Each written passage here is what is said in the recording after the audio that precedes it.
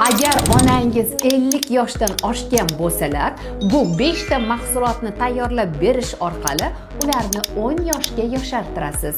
5-inchisi eng zo'ri go'zallari. Birinchisi qora mayiz. Menopauzadan keyin ayollarda temir tanqisligi ko'p uchraydi.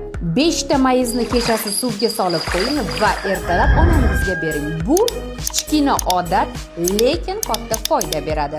Ikkinchisi chiya urug'i. Miyani yoqilg'i bilan ta'minlaydi. 1 stakan suvga 1 osh qoshiq chiya solib kechasi qoldiring. Ertalab ichilganda xotira va diqqat ancha yaxshilanadi. Uchinchisi zig'ir urug'i. Gormonal balansni qo'llab-quvvatlaydi, yurakni himoya qiladi. Uni maydalab qatiqqa yoki ovqatga qo'shish kerak bo'ladi. To'rtinchisi qovoq urug'i.